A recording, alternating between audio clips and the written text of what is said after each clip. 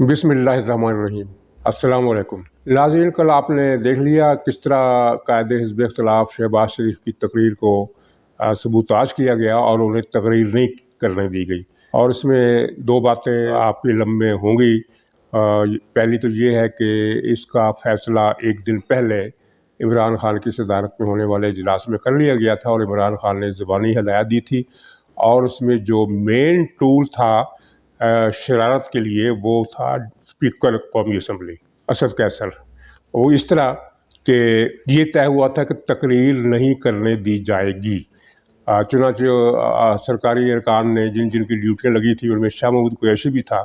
उन्होंने हंगामा किया, उल्गोपारा किया और चोर चोर के नारे लगाए, जो कि रवायत के ख़िलाफ़ है। वैसे तो अपोजिशन के लोग हुकूमत के ख़िलाफ़ और हुकूमत के अरकान अपोजिशन के ख़िलाफ़ इस तरह का हंगामा करते हैं, शोर भी करते हैं, नारे भी लगाते हैं। लेकिन रवायत यह है कि वज़ीर-ए-आज़म को तकरीर करने से नहीं रोका जाता और उसी तरह कायदे हिज़्ब इख्तिलाफ को भी तकरीर करने से नहीं रोका जाता। और नाज़रीन, इसमें जो चीफ टूल था असद कैसर, उसका किरदार बहुत ही शर्मनाक था और अफसोसनाक था, इस तरह कि ये हंगामा आराई बहुत बड़े पैमाने पर नहीं थी। शहबाज शरीफ तकरीर कर रहे थे और जिस तरह वज़ीर ख़जाना ने शोर गुल के बावजूद अपनी तकरीर मुकम्मल की थी, ये भी उसी तरह मुकम्मल कर लेते। लेकिन स्पीकर ने साजिश के तहत, शरारत के तहत, इमरान खान के हुक्म के तहत थोड़ा सा शोर शराबा हुआ था। चंद मिनट तकरीर थी और फ़िक्र शहबाज शरीफ भी कुछ तेज़ थे जो उनको पसंद नहीं आए। तो स्पीकर ने कहा कि शोर गुल हो रहा है, हंगामा हो रहा है, इस फ़ज़ा में तकरीर करना मुनासिब नहीं, मैं 20 मिनट के लिए असम्बली की कार्रवाई मुअत्तल करता हूँ। इस दौरान हम तय कर लेंगे कि क्या बातें होनी चाहिए, क्या क्या नारे लगने चाहिए, क्या नारे नहीं लगने चाहिए, और एक ज़ाब्ता अखलाक की बात होगी। ये उसकी सरीहन बेईमानी थी और साजिश थी, क्योंकि 20 मिनट का जो वक्फा था वो अगले दिन 4 बजे तक फैल गया। मतलब ये था कि शहबाज शरीफ को तकरीर करने नहीं दी जाएगी और ये इमरान खान का आर्डर था जिस पर स्पीकर ने अमल किया। और ये पार्लियामानी तारीख में पहली मरतबा है कि बजट तकरीर में अपोजिशन के लीडर को तकरीर करने से रोक दिया गया, उसको उसके हक से महरूम कर दिया गया। अब ये स्पीकर असद कैसर ड्रामा कर रहा है, ये नहायत बददियानत शख्स है। और लोग कहते हैं कि ये कासिम सूरी ज़्यादा बददियानत है, लेकिन हकीकत में ये दोनों एक दूसरे से बढ़ चढ़ कर बददियानत हैं। और उन्होंने ये एक पार्लिमानी सिस्टम और जमहूरी निज़ाम और जमहूरी इक़्तिदार का जो एक रहा सा भरम होता है, वो भी ख़त्म कर दिया और पाश कर दिया। और तकरीर से क्यों रोकना चाहते थे, उसकी दो वजूहात हैं। एक वजह तो खैर ये थी कि इमरान खान ने एक फ़ैसला कर लिया है कि अपोजिशन को रगड़ा लगा कर रखना है, इनकी बात हर प्लेटफार्म पर रोकी जाएगी और इनकी ज़ुबानबंदी की जाएगी। इस सिलसिले में एक वो मीडिया का जो ऑर्डिनेंस था, वो इसकी बहुत घिनौनी साजिश थी इमरान खान की, लेकिन वो इसका रद्द-ए-अमल इतना सख्त हुआ, यहाँ तक कि पाकिस्तान की अफवाज ने भी इमरान खान का इस सिलसिले में साथ देने से इनकार कर दिया और एक किस्म की उससे लातल्लुकी ज़ाहिर की कि हमारा इससे कोई लेना देना नहीं। जिसके बाद इमरान खान की हिम्मत की जो कमर थी वो टूट गई और वो ऑर्डिनेंस जो था वो अपनी मौत आप मर गया। लेकिन इसके बावजूद वो अपनी जो सोच है उससे दस्तबरदार नहीं हुआ और उसकी सोच ये है कि अपोजिशन को बहुत ज़्यादा तंग किया जाए, इनकी गिरफ़्तारी की जाए। और आपने देखा कि 2 दिन पहले खुर्शीद शाह के बेटे को गिरफ़्तार किया गया, जबकि खुर्शीद शाह के बेटे पर कोई किसी किस्म का इल्ज़ाम मुलव्वस होने का कोई चक्कर ही नहीं है। एक जाली किस्म का आर्डर नैब को दिया गया और नैब ने वो आर्डर पूरा किया। इसी तरह कुछ मज़ीद लीडरों की गिरफ़्तारी के अहकामात आने वाले हैं। जावेद लतीफ़ की गिरफ़्तारी का हुक्म आ गया इमरान खान की तरफ से। पंजाब गवर्नमेंट ने हाई कोर्ट में रिट कर दी है, यानी जो सेशन कोर्ट ने जावेद लतीफ़ की ज़मानत ली थी, उस ज़मानत के ख़िलाफ़ फ़ैसले के लिए रुजू किया गया है। और साथ ही PTI के लोगों ने जावेद लतीफ़ के ख़िलाफ़ एक बहुत गंदी गालम गलोच वाली मुहिम शुरू कर दी है, जिसका मकसद अदलिया को दबाव में लाना है कि वो एक गद्दार को ज़मानत का हक़ नहीं दे सकती। ये अदालत को दबाव में लाने की कोशिश है, लेकिन अदालत क्या फ़ैसला करती है अभी वाज़ेह नहीं है और ज़रूरी नहीं है कि हर अदालत इमरान खान के हुक्म पर चले। तो ये जावेद लतीफ़ का ज़िक्र किया मैंने, बाकी कुछ और लीडरों की गिरफ़्तारी का भी हुक्म है और फ़ैसला है। और ये बात बिल्कुल सामने आ चुकी है कई ज़राए के हवाले से, PTI के अंदर के लोगों के हवाले से अपोजिशन तक ये पहुँचाई गई है कि चंद महीनों के अंदर अंदर जो इमरान खान का प्लान है, یہ پورا نہیں ہوگا، میں آپ کو یہ بتا دوں کہ یہ پلان پورا نہیں ہوگا، لیکن پلان یہ ہے کہ اپوزیشن کے تمام قابل ذکر لیڈر یا وہ ارکان اسمبلی یا وہ امیدوار جو الیکشن جیت سکتے ہیں ان سب کو نیب کے ذریعے گرفتار کروا دیا جائے گا. اور پھر نیب کے ذریعے گرفتار ہونے کا مطلب یہ ہوتا ہے کہ کئی مہینے بلکہ کئی سال تک ان کی ضمانت نہیں ہوتی. آپ نے دیکھا کہ شہباز شریف کی ضمانت ہوتے ہوتے بھی 2 سال لگ گئے، اور اسی طرح حمزہ شہباز کی ضمانت ہوتے بھی 2 سال لگ گئے، اور جو اس سے پہلے جو دوسرے لوگ پکڑے گئے تھے جو رہا ہوئے ہیں وہ بھی 2 سال کے بعد رہا ہوئے، اور اس بنیاد پر ہوئے کہ 2 سال کے عرصے میں بھی نہ تو ان پر وہ فرد جرم لگ سکی، نہ ان کے بارے میں یہ پتہ چل سکا کہ الزام کیا تھا. تو بہرحال عمران خان کے پاس نیب کا ہتھیار ہے، وہ ایک لمبی لسٹ اس نے بنائی ہوئی ہے جس کے ذریعے وہ جس میں موجود تمام ارکان کو، تمام لوگوں کو وہ نیب کے ذریعے جاوید اقبال کے ذریعے گرفتار کرانے کا فیصلہ کر چکا ہے، اور کچھ لوگوں کو ایف آئی اے کے ذریعے بھی پکڑا جائے گا. اگرچہ ایف آئی اے کے ذریعے پکڑے جانے والوں کی ضمانت نسبتاً زیادہ ایزی پروسیس کے تحت ہو جاتی ہے، لیکن نیب جسے پکڑتا ہے اس کی لمبے عرصے تک کوئی عدالت ضمانت نہیں لیتی، اور پھر دہشت گردی کے مقدمات بھی بعض لوگوں پر قائم کیے جائیں گے، کیونکہ یہ دہشت گردی کا الزام بھی ایک ایسا الزام ہے جس کی ضمانت مشکل ہو جاتی ہے. اور آپ کے سامنے یہ خبر بھی آپ نے دیکھ لی ہوگی کہ سندھ میں بحریہ ٹاؤن جس طرح لوگوں کی زمینوں پر قبضے کر رہا ہے اور ان لوگوں کو مار رہا ہے، ان کے گھر گرا رہا ہے، تو اس کے خلاف ایک شہری نے پمفلٹ چھاپا جس میں صرف یہ بتایا گیا تھا کہ یہ صدیوں سے آباد گوٹ ہیں جن پر ملک ریاض قبضے کر رہا ہے. تو اس پرنٹنگ پریس کے مالک کو گرفتار کر لیا گیا ہے اور اس پر دہشت گردی کا مقدمہ درج کر لیا گیا ہے. یعنی ملک ریاض کے مظالم کے خلاف آواز اٹھانا. اچھا چلیے مان لیتے ہیں کہ ملک ریاض معصوم آدمی ہے، بے قصور آدمی ہے، وہ اس پریس کے مالک نے جو پمفلٹ چھاپا، جو 2 ورقہ ہینڈ بل تھا وہ چھاپا، اس میں جو لگائے گئے تھے الزامات غلط ہیں. تو کیا غلط الزامات پر دہشت گردی کا مقدمہ بنتا ہے؟ ظاہر ہے کہ نہیں، لیکن اوپر سے آرڈر تھا اس لیے دہشت گردی کا مقدمہ بن گیا تاکہ اس کی ضمانت بھی نہ ہو سکے. یہ اس طرح کے کام یہ عمران خان کر رہا ہے. تو اب اس میں شہباز شریف کو بھی سمجھ آ گئی ہوگی کہ وہ جو سوچ رہے تھے کہ عمران خان کو بھی قومی مصالحت میں لایا جائے اور سب سے مفاہمت کا رویہ رکھا جائے، آپس میں پیار محبت کے ساتھ رہیں، تو ان کو پتہ چل گیا کہ ان کی سوچ کتنی غلط تھی. عمران خان کسی اخلاقیات پر، کسی مفاہمت پر یقین ہی نہیں رکھتا. اس کی سوچ وہی ہے جو آج مسلم لیگ نون کے لیڈروں نے بیان کی کہ یہ ہٹلر کا شاگرد ہے اور ہٹلر کی پالیسی نافذ کر رہا ہے. اب مجھے پتہ نہیں ہے شہباز شریف کو یہ میرا اندازہ ہے کہ شہباز شریف کو یہ بات سمجھ میں آ گئی ہوگی، لیکن ضروری نہیں ہے کہ سمجھ میں آ گئی ہو.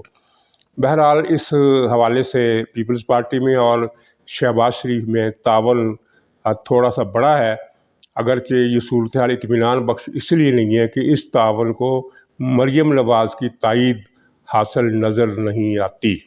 اور اس طرح پی ڈی ایم اور اپوزیشن کے 2 دھڑے اپنی اپنی جگہ پر کام کر رہے ہیں، جس کا مطلب یہ ہے کہ معاملات ان کے ہاتھوں میں کوئی بہت زیادہ ٹھوس نتیجہ نکلنے کی توقع نہیں ہے اپوزیشن کے ہاتھوں. ویسے تو جو ٹھوس نتیجے نکلنے ہیں اس کے لیے سرگرمیاں بجٹ اجلاس کے فوراً بعد شروع ہو جائیں گی. یعنی اسی مہینے معاملات میں تیزی آنے والی ہے، اور خود عمران خان ایسے اقدامات کریں گے جن سے محاذ رائی اس سطح پر چلی جائے جہاں پھر سیاسی پارٹیوں کے لیے دیوار کے ساتھ لگ جانے پر جو کیا کرتی ہیں اس کے علاوہ کوئی ان کے پاس چارہ نہ رہے.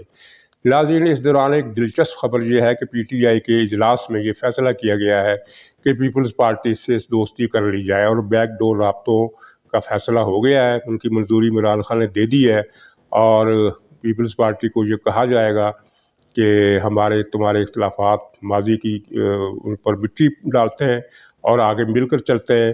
کیونکہ عمران خان کو یہ بتایا گیا ہے کہ اگر پیپلز پارٹی دوستی کے حلقے میں آ جاتی ہے تو ہمارے پاس قومی اسمبلی میں 2/3 کے قریب اکثریت ہو جائے گی، جس کے بعد ہم تمام قوانین منظور کر لیں گے بشمول اوورسیز پاکستانیوں کو ووٹ دینے کے حق کے اور الیکٹرانک مشین کے.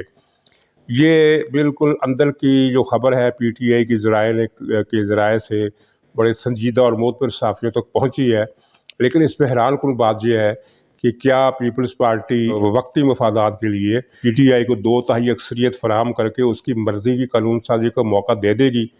میرے خیال میں یہ ناممکن ہے۔ پیپلز پارٹی ایک حد تک پی ٹی آئی کے ساتھ دوستی بھی کر سکتی ہے، تعاون بھی کر سکتی ہے، اور اس نے کیا بھی ہے، لیکن اس حد تک وہ اسے 2/3 اکثریت دے دے جس کے بعد وہ تلوار اٹھا کر پیپلز پارٹی کا بھی سر اتار دے اور دوسری پارٹیوں کا بھی، تو یہ ممکن نہیں ہے۔ اس کے اخلاقی پہلو کی طرف بات نہیں کر رہا ہوں میں، اس کے عملی پہلو کی طرف بات کر رہا ہوں کہ پیپلز پارٹی کے لیے یہ چیز اتنا خطرناک گھاٹے کا سودا ہوگا کہ خودکشی کے مترادف ہوگا، ایسی خودکشی جس کا احساس پیپلز پارٹی کو کسی کے بتائے بغیر خود ہی ہے۔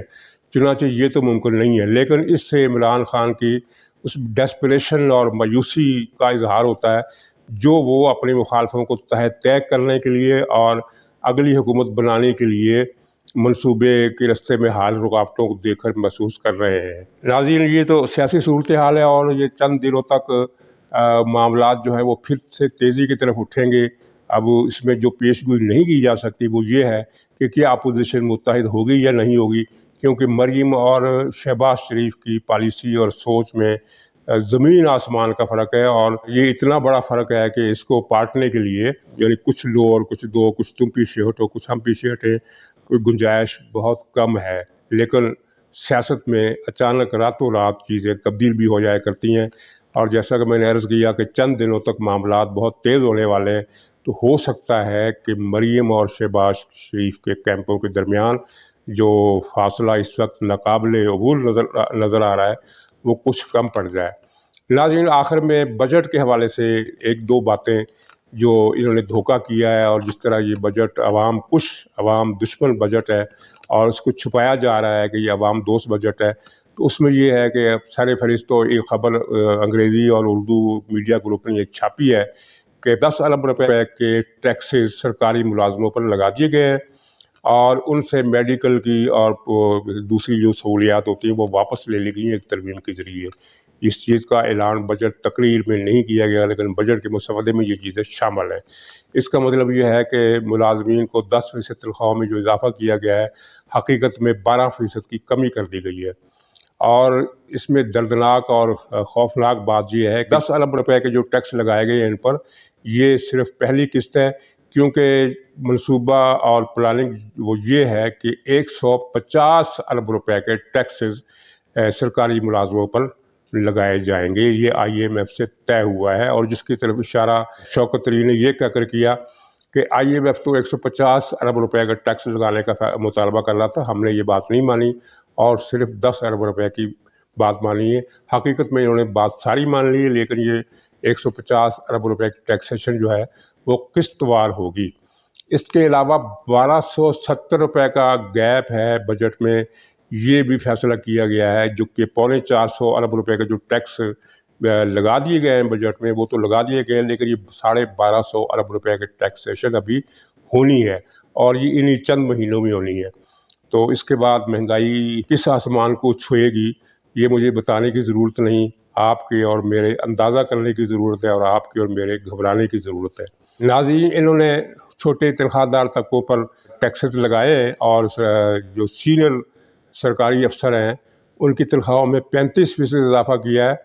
تو اس کے ساتھ ہی یہ ظلم یہ بھی ہوا ہے کہ یعنی جو اسٹاک ایکسچینج کمپنیاں ہیں جن کی جو پہلے ہی بہت زیادہ منافع کما رہی ہیں ان کو انہوں نے ریلیف دے دی ہے مختلف ٹیکسز سے، اور ان کو یہ ریلیف اربوں روپے میں دی گئی ہے، یعنی جو پہلے سے مالدار ہیں ان کو مزید مالدار کیا گیا۔